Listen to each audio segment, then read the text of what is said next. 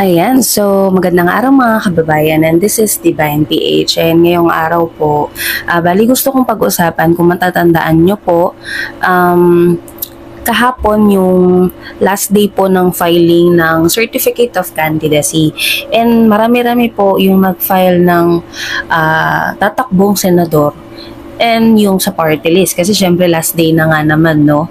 So bali ito nga po pala yung bilang, yung total tally po no na naghain ng kanilang kandidatura sa 2025 election, midterm po na national election. So sa senators po, nasa 184 ang total po ng nag-file ng COC, and sa party list groups naman, total of 190. Ayan. So, ilan nga po dito sa mga tatakbong senador, yung mga nag-file ng last minute, no? Last minute na nag-file ng kanilang COC dito po sa may Manila Hotel, ayan. Bali, ilan sa mga kilalang personalidad, ayan, si Attorney Vic Rodriguez, yan, Marcoleta Rodante, si Francis Leo Marcos, and then si Apollo Kibuloy. Yan yung mga ilan sa mga kilalang personalidad nga na tatakbo po sa national election, midterm election. So, alam naman natin mga kababayan at kilala naman natin itong mga ilan sa mga nag-file nung last day ng filing. And kayo mga kababayan, sana bumoto tayo nung mga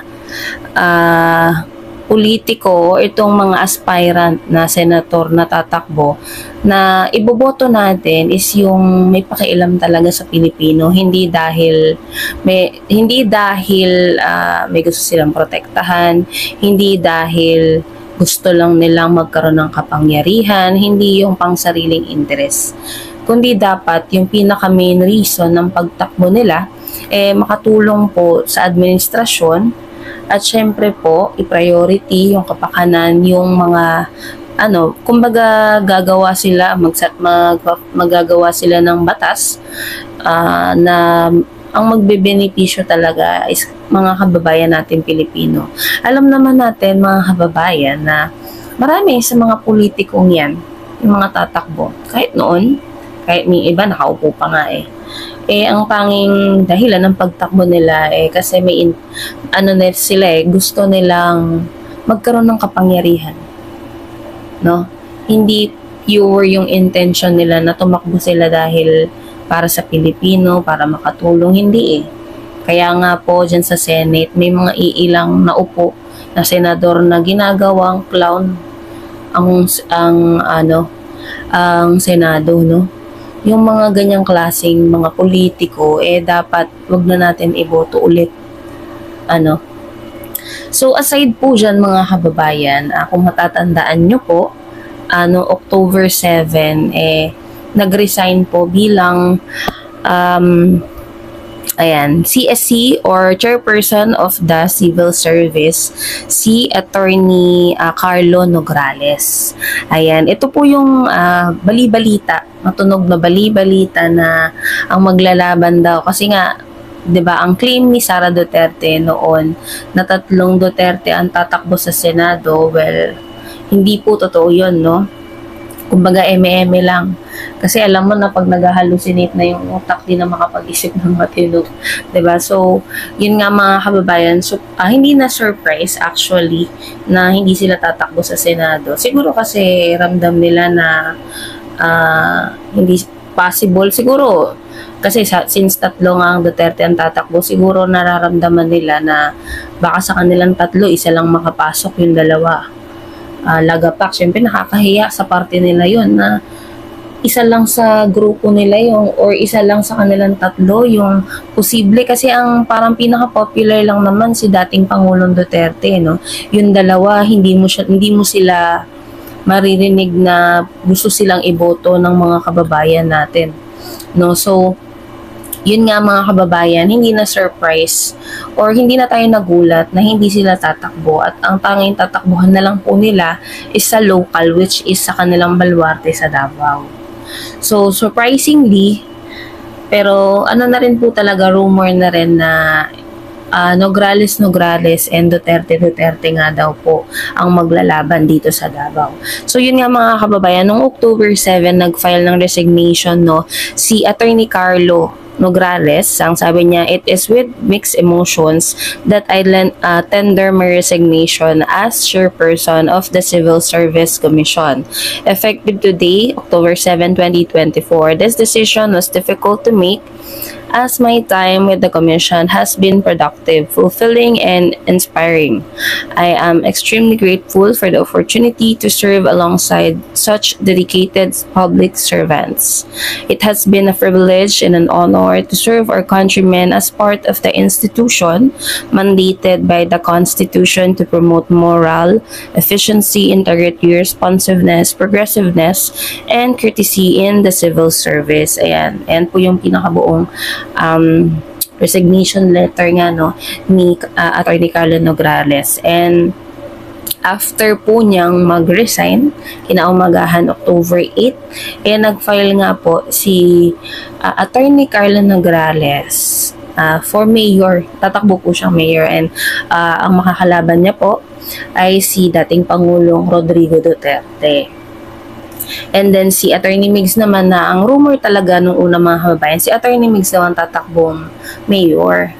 So syempre siguro kinakabahan itong mga Duterte kasi ang incumbent mayor natin is yung anak po na si Baste. So siguro kinabahan sila na alam nila, ramdam nila na hindi kakayanin kung si Baste yung tatakbong mayor tas ang kalaban Nograles. Kaya pinatakbo nila itong matanda, Kaya siya yung tumakbo bilang mayor. So yan mga kababayan, medyo kaabang-abang at mainit-init nga po itong labanan nga, kasi hindi lang yan mga kababayan bali, kung nakita nyo po, kasi sa District 1 daw po, ang malakas talaga dyan is Nograles. District 2, Garcia, and I forget kung sino yung malakas sa District 3. And ito mga kababayan, ang sabi po dito, Nograles, Garcia, Al-Ag unite to challenge Duterte's in 2025 election. So grabe talaga, bakbakan talaga ang magaganap dito nga sa may Davao, kasi kumbaga parang nagkaisa ang Nograles, ang Garcia, ayan, Al-Ag, ayan.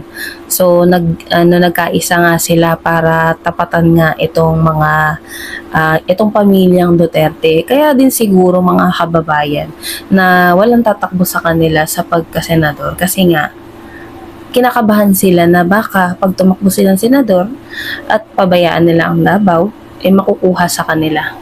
And syempre, once na ma-wipe out sila dyan, wala nang maupo na Duterte dyan sa Davao, ang mangyayari, alam niyo na, yung mga dapat lumabas, lalabas. Yung mga dapat mabulgar, mabubulgar. Ganon ang mangyayari dyan mga kababayan. 'Di ba? So, abangan natin itong napaka-exciting yung magaganap na halalan ngayong 2025, itong midterm. Hindi lang sa national, kasi nakita nyo naman po, maraming kilalang personalidad ang tatakbo.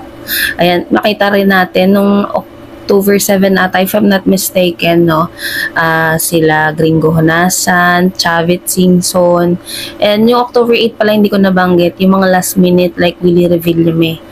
Included pala siya dun sa nag-file ng Certificate of Candidacy.